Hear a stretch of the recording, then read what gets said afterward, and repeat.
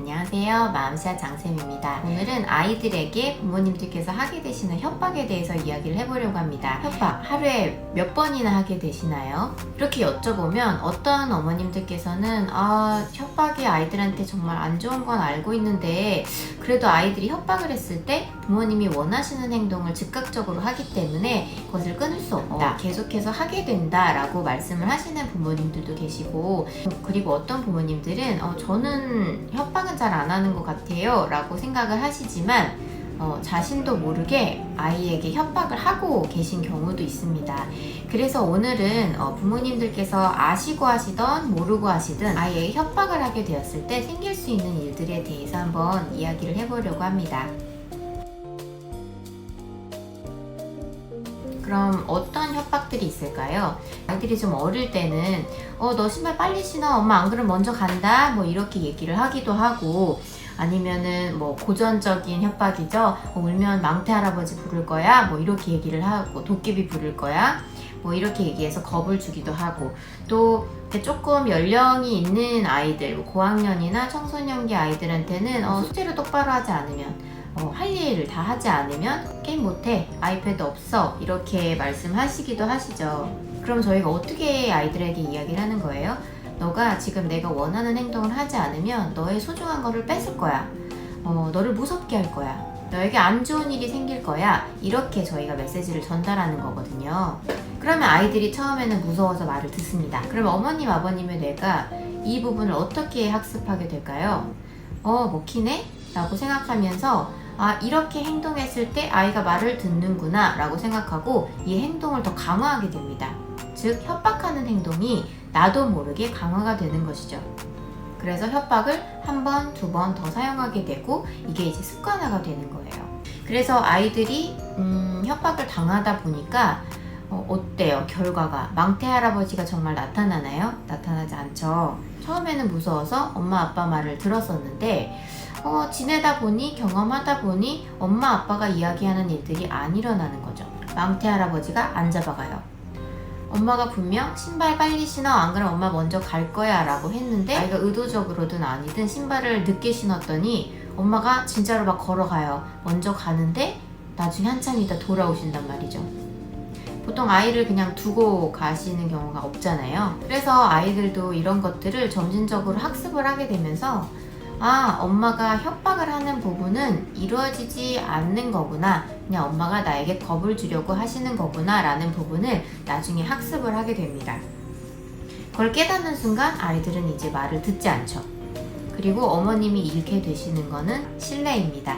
엄마가 협박할 때 하는 말을 아이들이 믿지 않는 것 뿐만이 아니라 엄마가 협박이 아니라 그냥 일상적으로 하는 말도 아이가 더 이상 신뢰하지 않죠. 순간의 어려운 상황들을 어떻게 어영부영 넘기려고 협박을 사용하셨지만 결과적으로는 아이들이 부모님의 말을 신뢰하지 못하게 되면서 어머님, 아버님들이 아이들을 컨트롤하는데, 양육하는데 더 큰 어려움을 경험하시게 됩니다. 장기적으로 가장 중요한 부모님과 아이의 신뢰관계가 깨져버리는 것이죠.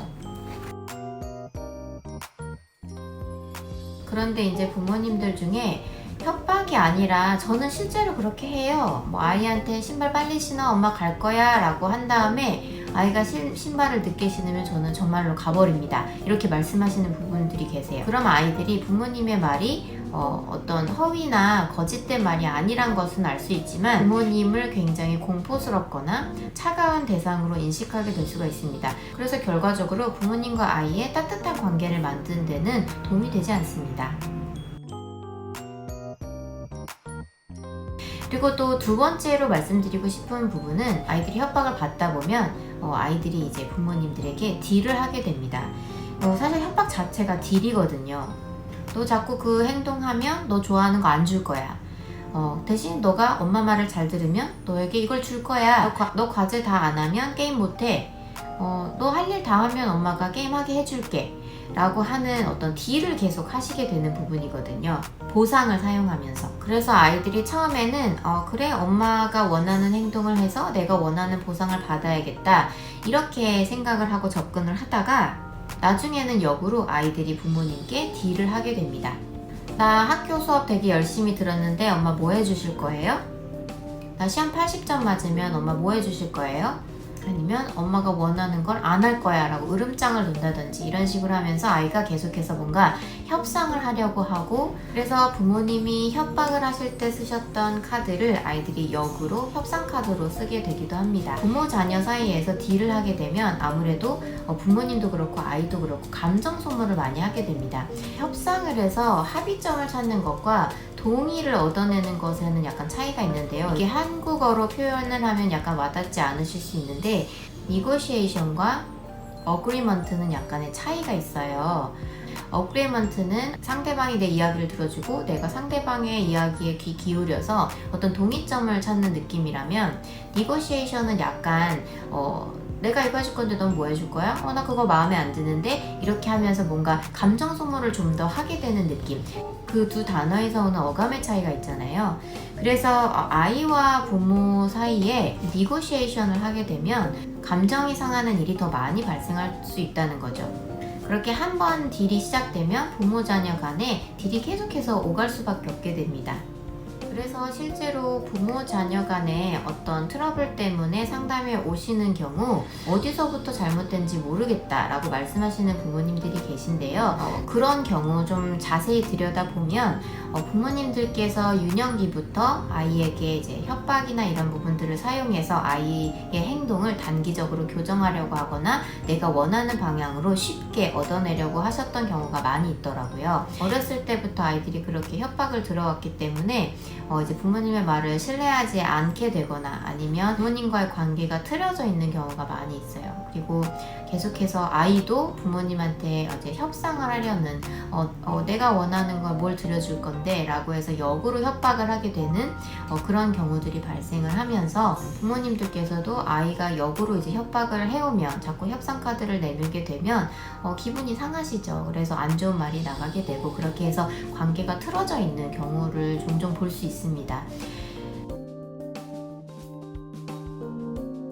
그래서 결과적으로 협박은 당장의 행동을 멈추게 하거나 내가 원하는 행동을 하게끔 만들 수는 있지만 장기적으로 봤을 때 양육을 더 힘들게 하는 그런 어떤 상호작용이라고 말씀을 드리고 싶습니다. 그래서 조금 돌아가시는 느낌이 드시더라도 어떤 한마디로 아이의 행동을 교정하려 하시기보다는 오히려 너가 이런 행동을 했을 때 어떤 일들이 발생할 수 있는지를 설명해 주시는 부분이 좋습니다. 협박을 통해 더 많이 힘들어지시는 부모님들을 많이 보고 있어요. 그래서 어머님, 아버님 협박하시지 마시고 대신 아이에게 실질적으로 일어날 수 있는 일들을 설명해 주시는 노력을 해주시면 부모님의 신뢰도 잃지 않고 관계도 유지하면서 양육을 수월하게 하실 수 있을 것이라 생각됩니다. 꼭 협박 말고 설명을 해주세요. 그럼 저는 오늘 여기까지 하고 인사드리겠습니다. 그럼 오늘도 좋은 하루 되세요.